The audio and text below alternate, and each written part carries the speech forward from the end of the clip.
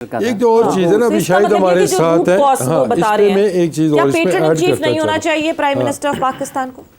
बिल्कुल, देखें प्रॉब्लम वहीं से आते हैं ना, ठीक है ना, या तो वो काम सही कर रहे हों तो फिर ठीक है जी, बंदा कहता है जी कि जब चेयरमैन आते हैं आपकी सारी चीज़ें ही चेंज हो जाती हैं। और सबसे बड़ा हमारा मसला ये है कंटिन्यूटी नहीं है किसी चीज़ के अंदर कि 20 कोचेज़ आपने नेशनल टीम के चेंज कर दिए, वो इतने तो डोमेस्टिक में नहीं लगते कोचेज़ आपके।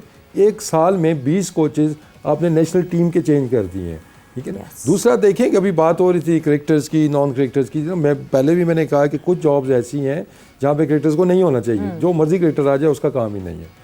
कुछ जॉब्स ऐसी हैं कि जो क्रिकेटर्स को ही करनी चाहिए, चाहे आपका हाई परफॉर्मेंस सेंटर है, चाहे वो आपकी डोमेस्टिक क्रिकेट है, वहाँ पे क्रिकेटर नॉलेज होना बहुत ज़रूरी है, ठीक है ना। एक चीज़ जो मैंने अपने 3 साल में देखी थी कि 2 साल जो मैं क्रिकेट बोर्ड के अंदर रहा हूँ, या उससे पहले मैं एज अ कोच जब रहा हूँ, कि वो कज़ाफ़ी स्टेडियम की आप सीढ़ियाँ चढ़ते जाए ना, तो वो जो कॉरिडोर है ना जहाँ पे ऑफिस हैं सारे जी, तो क्रिकेटर को ऐसी हिकारत नज़र से देखा जाता है ना, being a part of the PCB, which I felt के यार वो कहते हैं ये कहाँ से आ गया क्रिकेटर बीच में।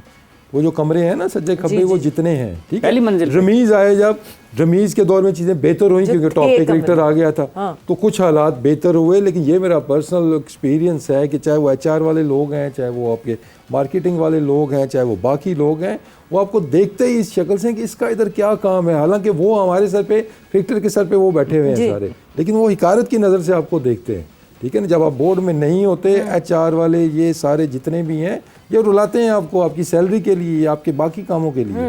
तो जब तक ये कल्चर हमारा चेंज नहीं होगा, दे मस्ट एक्सेप्ट कि पूरा क्रिकेट बोर्ड जो बैठा हुआ है, हम जहाँ पे जो बैठे हुए हैं या आप लोग जहाँ पे बैठे हैं, ये क्रिकेटर्स की वजह से बैठे हुए हैं, क्रिकेट की वजह से बैठे हुए हैं, ठीक है ना। चाहे बड़े से बड़ा लॉयर वहाँ पे कोई बैठा हुआ है या आपका एचआर के हेड बैठे हुए हैं, फाइनेंस वाले वजह से बैठे हुए हैं, क्रिकेटर्स वाले ये ऐसे आपको ट्रीट करेंगे, ठीक है ना। जब आप मीडिया पे बैठे हैं तो आपको डिफरेंट है क्या, क्रिकेटर्स की वजह से, हाँ, तो वो आपको हिकारत की नज़र से तो वहाँ पे देखते हैं। तो ये कल्चर हमारा कब चेंज होगा।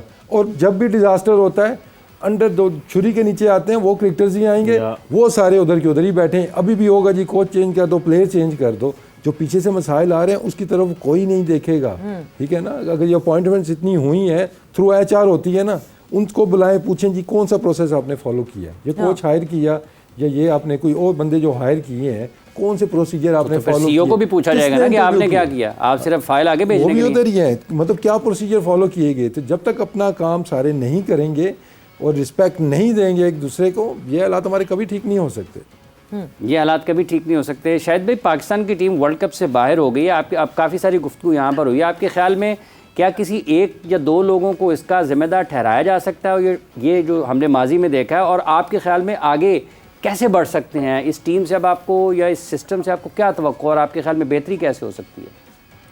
देखिए, जब जीतते हैं तो सारे जीतते हैं, हारते हैं तो सारे हारते हैं, सिंपल सी बात है। किसी एक को कसूरवार ठहराना वो गलत है। हाँ, क्योंकि कप्तान नजर आता है, हमने खुद अपने टाइम में देखा है, जब वर्ल्ड कप में नई परफॉर्मेंसेज होती है सबसे पहले छुरी कप्तान के ऊपर ही चलती है। लीडर होता है, ज़ाहिरी बात है वो।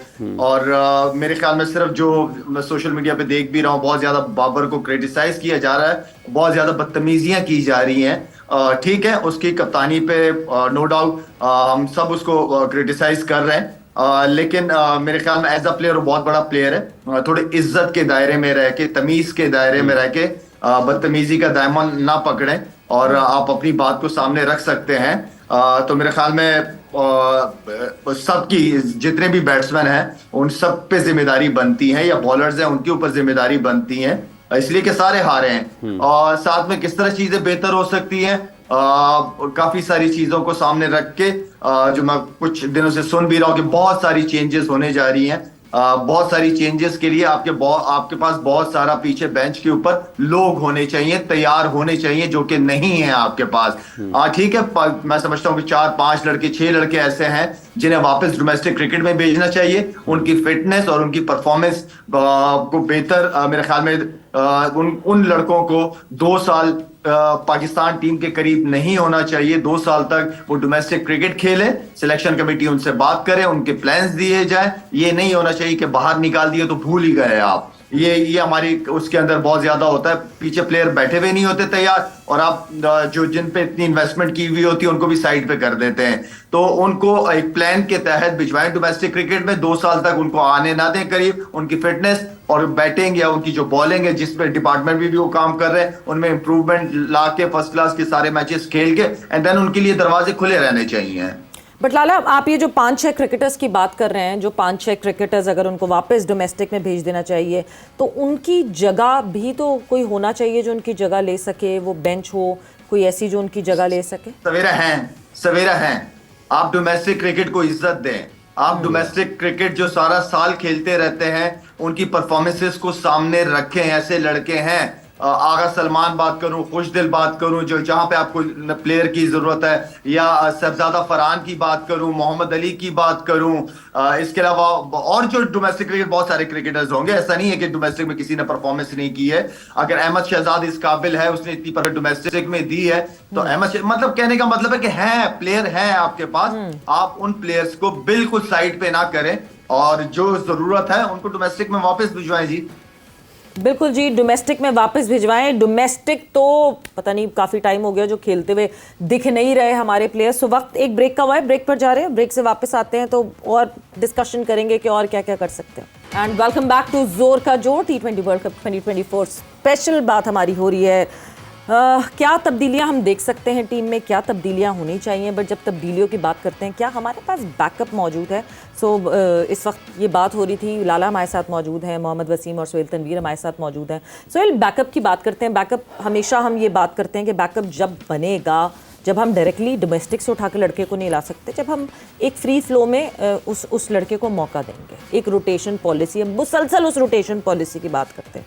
क्या बैकअप है ही नहीं, कभी से था ही नहीं, या बैकअप हमने बनने नहीं दिया? बनाएंगे तो बनेगा ना। हाँ। अब ये जो लड़के जिन्होंने हमें रिप्लेस किया, let's put it that way, ठीक है। अच्छा, मैं शायद भाई सारे वसीम भाई को थोड़ी देर के लिए लैपटॉप दे दें। कोशिश वो लगे हुए हैं, वो लगे हुए हैं। इतनी देर में मैं हाँ, आपके ऊपर आऊंगे मैं बाद में कि बैकअप जरा सोचें वो बना रहे हैं। अच्छा, जितनी देर में मैं जवाब दूं। हाँ। तो वो जब हम लोग खेल रहे थे, हमारा बैच था, तो हमें भी तो लोगों ने रिप्लेस किया है ना, तो वो बने हैं। हाँ। तो अब इन लोगों का भी जो खेल रहे हैं, इनका भी जब आपने अगर इनको रिप्लेस करवाना है तो लड़कों को चांस देंगे, किसी को मौका मिलेगा, प्लेटफॉर्म मिलेगा, तो वो आके अपना टैलेंट शोकेस करेगा ना, from domestic to international cricket. तो आप आइडियली तो ये होता है, पहले भी हम बात कर चुके हैं, मोस्टली लोग बात करते हैं कि जो आपकी कंपैरेटिवली हल्की सीरीज़ होती है, जिसमें या जिसको आप कह सकते हैं जिस विनिंग और लूजिंग से इतना फ़र्क नहीं पड़ता, कहीं ना कहीं तो आपको कंप्रोमाइज़ करना होता है ना। अगर आपने टैलेंट नया बनाना है, जैसे अफगानिस्तान के खिलाफ हम खेले, इट वाज फेयर इनफ कि आपने लड़के भेज दिए, इट्स ओके, ठीक है, आप हार गए तो कोई क़यामत नहीं आ जाती। मतलब न्यूजीलैंड, ऑस्ट्रेलिया जाके, बांग्लादेश जाके हार जाते हैं, कोई क़यामत नहीं आ जाती। इससे आपने ये देखना है कि आपने अपना जो बैकअप है वो कैसे तैयार करना है। At the cost of a bilateral, अगर आपको 3-4 लड़के भी मिल रहे हैं तो बहुत बड़ी बात है। एग्जैक्टली, 3-4 छोड़ें, आपको 1-2 प्लेयर भी मिल जाए ना, तो दैट इज गुड इनफ, क्योंकि सारे एक साथ तो बाहर नहीं होते ना। 1-2 प्लेयर आपके 2-3 सालों में आप कहते हैं कि अब उनका टाइम आ गया है, तो आप यू नीड 1 और 2 प्लेयर। तो इसी तरह सीक्वेंस एक चलता है ना। तो आप जब तक प्लेयरों को प्लेटफॉर्म नहीं देंगे इंटरनेशनल क्रिकेट में to showcase their talent, whether they good enough on international level और नॉट, तो फिर आपको कैसे पता चलेगा। अब आप इब्रार को आपने बिठाया हुआ है, he has performed in test cricket, but white ball cricket में आप कब से उसको वो टूर करवा रहे हैं, बट वो उसको अपॉर्चुनिटी नहीं मिल रही, तो कैसे मिलेगी। आप कैसे डिटर्मिन करेंगे कि वाइड बॉल में इज गुड इनफ और नॉट। तो आइडिया ये होता है कि बाकी टीमें भी दुनिया में ऐसे करती हैं, आप बैकअप ऐसे ही बनाते हैं। बैकअप बनता है सीनियर प्लेयर्स के साथ, खेल खेल के जूनियर सीखता है जी। आप सारे जूनियर को एक साथ डाल देंगे, जैसे अफगानिस्तान के खिलाफ फिर आपने सारे ही भेज दिए, हाँ।